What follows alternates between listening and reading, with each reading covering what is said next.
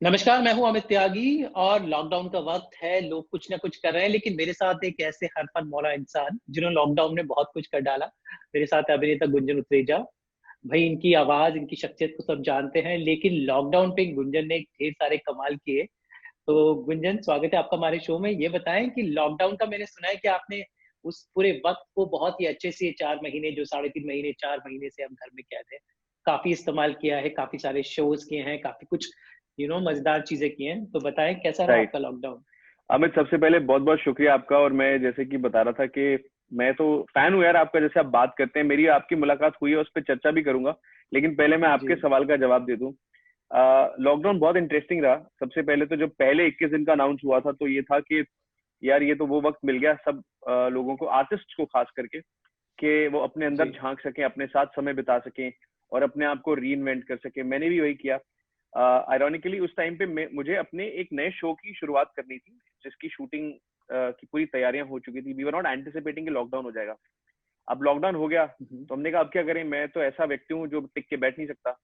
सो बातों बातों में दोस्तों के साथ, जो मेरी टीम है, मैं उनको दोस्त ही गिनता हूँ अपने, तो हमने कहा यार कुछ इंटरेस्टिंग करते, कुछ बनाते हैं, चल टेक्नोलॉजी के साथ। वो बातों बातों में एक कॉन्सेप्ट का जिक्र हुआ और वो आगे बढ़ गई बात। And little did we realise कि यार वो इंडिया का सबसे पहला लॉकडाउन में शो बन जाएगा। कि उस टाइम पे जब सारे चैनल्स रीरन चला रहे थे, पुराने शोज चला रहे थे, हमने एक नया शो बना दिया। और वो बड़ी इंटरेस्टिंग बात थी और वो बहुत अच्छा रिसीव हुआ। शो का नाम था चॉक एंड चीज, जो जियो ने जी। अपने प्लेटफॉर्म पे ले लिया उसके बाद। बहुत कमाल का था। हमने पैसे भी रेज किए कोविड के लिए और उसी बहाने एक बहुत ही इंटरेस्टिंग मजेदार गेम शो बन गया। तो वो किया। और जी। बहुत डिसिप्लिन थे यार पहले 21 दिन। I will be very honest, मतलब खाने पीने पे बड़ा पाबंदी थी। एक्सरसाइज थोड़ा और अच्छा हो गया था, फिर 4-5 किलो वजन भी हुँ, कम हुँ। कर लिया। बट जब उसके बाद फिर लॉकडाउन एक्सटेंड होता गया तो मेरे अंदर का पंजाबी बाहर आता गया और हमने कहा आने दो यार, पराठे भी आने दो, रात को 3 बजे चलेगा, कोई दिक्कत नहीं है। So I had put on a lot of weight at that point of time for the next 2 months. Now getting back to shape. जी। तो यानी काफ़ी मज़ेदार रहा आपका लॉकडाउन, लेकिन ये बताएँ कि इस बीच आपकी एक म्यूज़िकल एल्बम भी आई, तो और कौन-कौन से प्रोजेक्ट्स have kept you बहुत busy? ये ना बहुत इंटरेस्टिंग रहा। हुआ ये था कि हमारा जो म्यूजिक वीडियो जो था वो मार्च के पहले हफ्ते में रिलीज होना था और ओके। किसी कारणवश जो था वो डिले होता गया, टेक्निकल में डिले होता रहा। सो लॉकडाउन अनाउंस हो गया और हम वेट कर रहे थे कि अभी रिलीज करें। एंड व्हेन वी सॉ कि कोई अपॉर्चुनिटी है नहीं, कि लॉकडाउन बढ़ता ही जा रहा है और हम अब इस गाने को रोक नहीं सकते, तो वो एक सिचुएशन ऐसी, मतलब जैसे कहते हैं ना, हालात ऐसे बन गए कि लॉकडाउन में एक के बाद मजबूरी। एक के बाद एक वो काम आता रहा। और वो रिलीज, मतलब काम तो हमने कर ही लिया था, वो रिलीज होता रहा। जी। मेरे दोस्त बहुत मजाक उड़ा रहे थे मेरा, कहते हैं कि भाई देश में दो ही लोग काम कर रहे हैं, एक मोदी जी काम कर रहे हैं, एक भाई साहब आप काम कर रहे हैं, बाकी तो सब छुट्टी मना रहे हैं। तो दैट वाज, या सो एक म्यूजिकल वो आया यार। और वो बहुत सरप्राइजिंग था अमित हमारे लिए, क्योंकि हमें मालूम था जी। कि हमने बहुत अच्छा गाना शूट किया, क्योंकि गाना अच्छा था। हम लोग किर्गिस्तान में शूट करके आए थे, -20 डिग्री टेम्परेचर था, 7 दिन शूट ओके। करके आए। हमें उम्मीद थी कि ओके। लोगों को पसंद आएगा, लेकिन वो गाना 25 मिलियन व्यूज ऑर्गेनिक क्रॉस कर जाएगा। टी सीरीज के फेसबुक पेज पे सबसे बड़ा नॉन फिल्म म्यूजिक कल सॉन्ग बन जाएगा, ये उम्मीद नहीं करी थी। तो वो जो एक गाने को प्यार मिला। और क्या है कि पहली बार किसी ने मुझे इतने ड्रामेटिक रोल में देखा। लोगों को लगता है बहुत सर, हा हा हा हा करता रहता हूँ, होस्ट करता हूँ तो लोगों को हंसाता हूँ। As an actor, as a serious actor उन्होंने देखा नहीं था मुझे। मतलब हम जो टेलीविजन में भी करते हैं ना, उसमें मधुबाला में भी जो मेरा रहा वो इतना ड्रामेटिक नहीं था। इट वाज मोर जी। Of a romantic comedy. It was very sweet, slice of life show. So it was a bigger shock for them कि एक तरफ वो मेरे को चॉक एंड चीज में होस्ट करते देख रहे हैं, जहाँ पे बहुत हंसी मजाक है, और एकदम से ये वीडियो आया जिसमें मैं एक पैशनेट इमोशनल लवर हूँ, playing a killer, bank robbery हो रही है, बहुत कुछ हो रहा है, इतना एक्शन था उसमें। हुँ, हुँ। सो वो बहुत सरप्राइजिंग, शॉकिंग था लोगों के लिए, जो मेरे लिए बहुत अच्छा काम किया, क्योंकि उसके बाद मुझे बहुत सारे लोगों ने नोटिस किया। In fact I also signed up a web series because of that. Yeah I was coming to that only. आजकल वेब या सीरीज़ का ज़माना है, अभी सीरियल और या फ़िल्में तो और वेब सीरीज़ कोई फ़र्क नहीं रह गया है। तो क्या है ये वेब सीरीज़ और थोड़ा-सा बताएँ इसके बारे में? मैं लॉकडाउन से पहले एक वेब सीरीज शूट कर रहा था जिसका नाम है द सोचो प्रोजेक्ट। अभी हाल ही में लॉकडाउन में ही रिलीज किया हमने उसका फर्स्ट लुक। ऑफिशियल ट्रेलर नहीं है, एक फर्स्ट लुक हमने बनाया, क्योंकि जी। हमने अभी 70% शूट कर लिया है। 30% के करीब अभी वेब सीरीज का शूट हमारा बाकी है। मैं वो शूट कर रहा था, उसमें मैं एक रॉकस्टार म्यूजिशियन का किरदार प्ले कर रहा हूँ, जो हिंदुस्तान का सबसे बड़ा रॉक का सिंगर गिटारिस्ट है, और कैसे वो इस देश में जहाँ पे सिर्फ बॉलीवुड डोमिनेट करता है, उसकी क्या कहानी है, उसके क्या हार्ट ब्रेक्स हैं, जो उसके इर्द गिर्द जो उसके दोस्त हैं, जो भी म्यूजिशियंस हैं, वो ओरिजिनल गाने बनाना चाहते हैं, उन पे कितनी दिक्कतें हैं। It is their journey, it is their emotional journey, it is a musical journey, और वो हिंदुस्तान की सबसे पहली म्यूजिकल वेब सीरीज होगी। 25 songs we have in season 1. It has 8 episodes and 25 songs. So imagine that scale has not been attempted in India. अब तक जितनी भी आप वेब सीरीज देखते हैं, या तो वो थोड़ी सी चुलबुली किस्म की वेब सीरीज होंगी या थ्रिलर्स होंगे। ये पहला होगा जहां पर आपको बहुत emotional drama and it's purely musical जो आपको देखने को मिलेगा। तो वो मैं शूट कर रहा था, and after this music video I started getting a lot of calls because a lot of people had not seen me as an actor. And I have signed on one web series, but we start shooting in October because अभी हमें मालूम नहीं है क्योंकि पाबंदियां बहुत है shooting पे। So अक्टूबर से हम लोग उसकी शूट शुरू कर रहे हैं। तो वेब सीरीज की बात चली है तो जनरली ये सवाल मैं कई लोगों से पूछता हूँ कि एक एजी कंटेंट होता है, लेकिन एजी कंटेंट के नाम पे you have got to do lot of love making scenes, you have to mouth lot of गालीज, सो मतलब that they say that's like reality, okay, but that's reality, but that's slice of life. तो क्या आपको लगता है web series का ये so called जो बोल्डनेस है, is it really genuine to the story और is just like to tantalise people? मेरा ऐसा मानना है, ये मेरा इंडिविजुअल पर्सपेक्टिव है। वेब सीरीज तो अभी आई हैं, मैं पहले जब स्टैंड अप कॉमेडी भी आती थी, मैं बहुत सारे लोग स्टैंड अप कॉमेडी जब इंडिया में बड़ा होना शुरू हुआ तो मुझे ये लगता था यार ये इसमें लोग कंटेंट पे कम हंस रहे हैं, गाली पे ज्यादा हंस रहे हैं, अरे यार इसने ये वर्ड बोल दिया। And I would observe my audience like, और मैंने 10 साल हो गए मुझे शोज करते हुए, मैं इतने शोज करता हूँ और मैं बिना गाली गलौज के लोगों को हंसा सकता हूँ। हिंदुस्तान में और बहुत सारे कॉमेडियंस हैं जो बिना गाली गलौज के बहुतों को हंसाते हैं। सो हर व्यक्ति का अपना एक तरीका है बात करने का, एक लहजा है। काफी हद तक द सो कॉल्ड गाली गलौज एक उसमें मैं समझ सकता हूँ कि किसी तरह की आप कैनवस है, किसी तरह की लोकेलिटी है, किसी तरह के लोग हैं आपस में बात कर रहे हैं, वो समझ में आता है। लेकिन काफी हद तक मैं ये भी मानता हूँ कि थोड़ा सा सेंसेशनलाइज करने के लिए भी है, इसमें कोई दो राहें नहीं है। The love making scenes, maybe, I haven't been there. Like there are scenes in our web series as well. It's not love making, but there are these romantic moments where probably you'd like to kiss another, co-actor, etc. There are times where you have used the F word, but that is out of frustration. आज मैं आपसे बात कर रहा हूँ, अगर मेरी आपसे लड़ाई हो जाए, there is a possibility on human level, कुछ शब्द निकल सकते हैं। So हो सकता है अगर कोई डायरेक्टर इस तरह के शब्द दिखाना चाहता है, it's valid.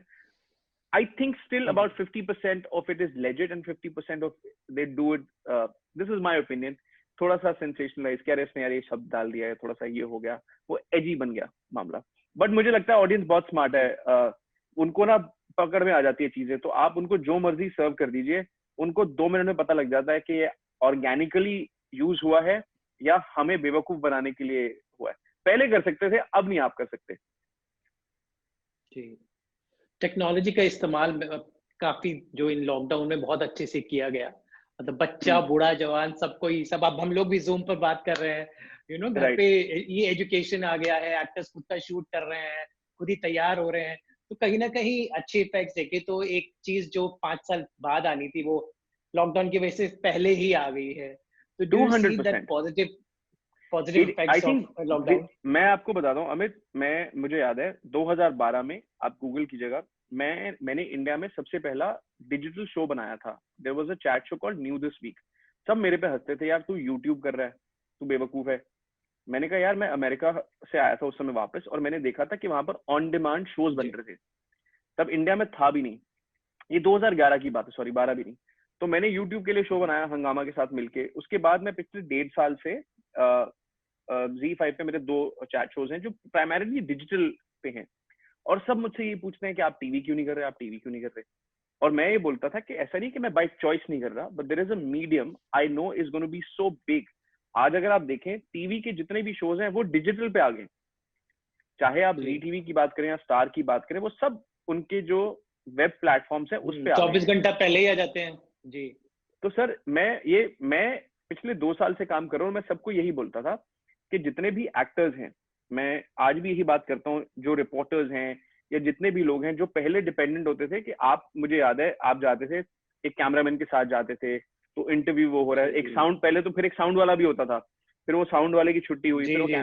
सो मैं सबको ये बोलता था यार फोन चलाना सीख लो, एडिटिंग करना सीख लो, थोड़ा ना इन सब चीजों पे काम करना सीख लो, because there is going to be a time where a lot of people will have to self-create that content. Now, I wasn't anticipating a lockdown, but I was anticipating a thing that there is going to be a time where a lot of content will be created.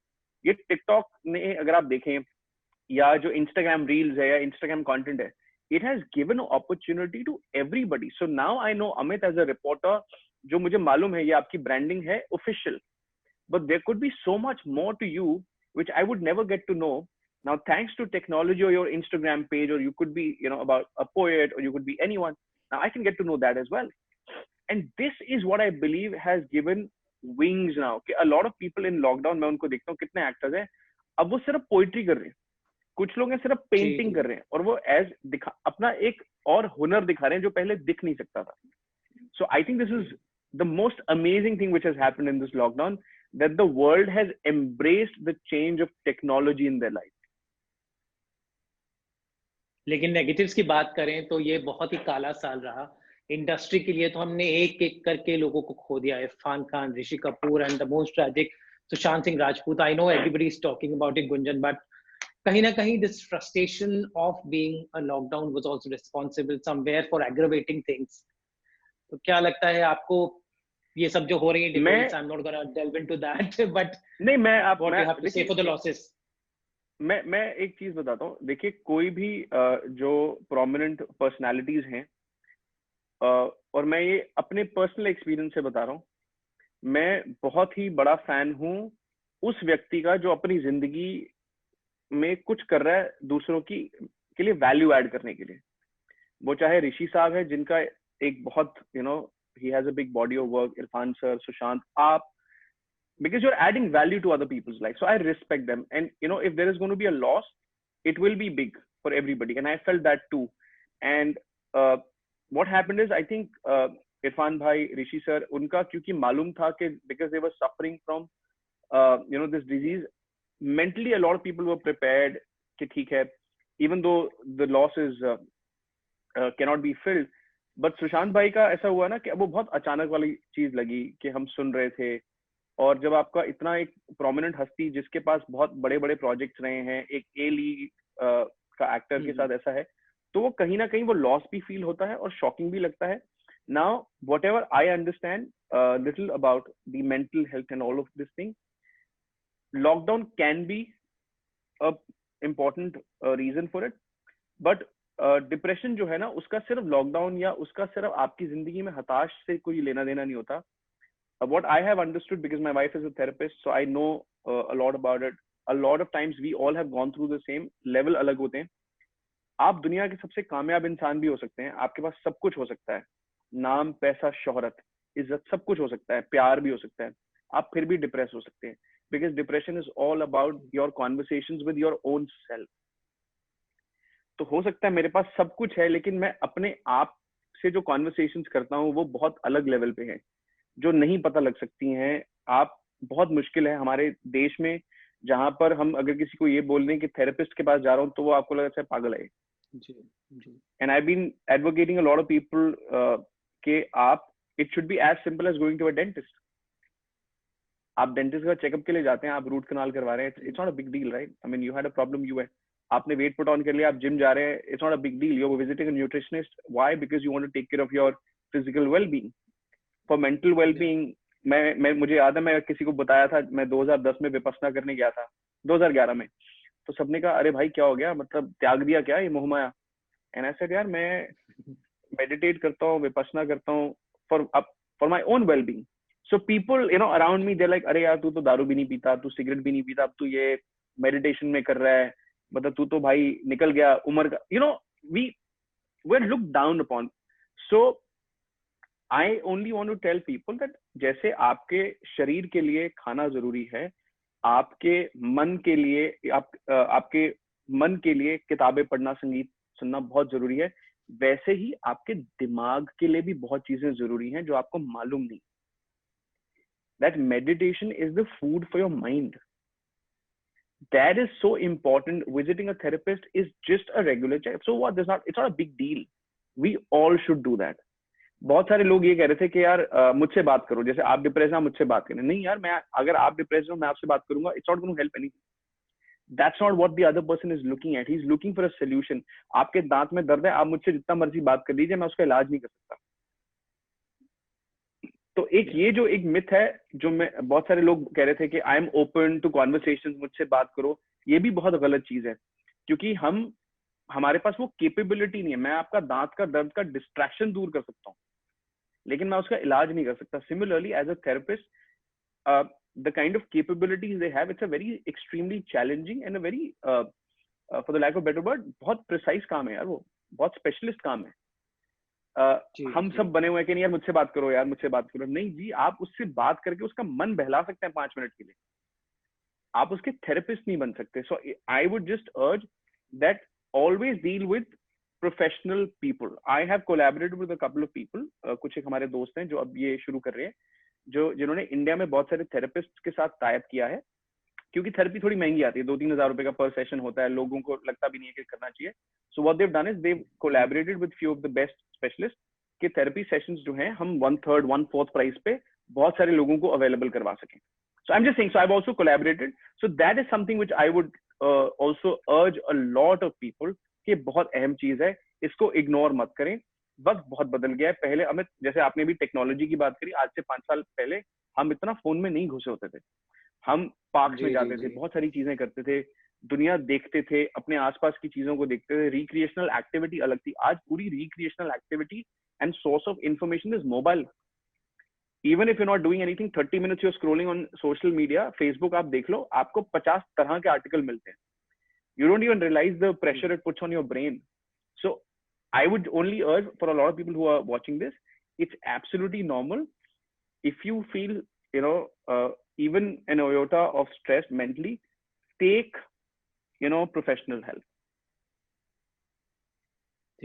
इन सब के बीच में एक और चीज है, मैं आपसे ये सवाल इसलिए पूछ रहा हूँ क्योंकि जब मैंने आपको जाना है आप पिछले 10 साल से, कि आप खुद सेल्फ मेड बन के आए हो, आप कोई इंडस्ट्री के गॉडफादर आप यहाँ तक पहुंचे हैं. ये जो पूरी डिबेट हो रही है नेपोटिज्म की, हर जगह होती है, मानना है कॉर्पोरेट में भी होते हैं, एवरीवेयर होता है.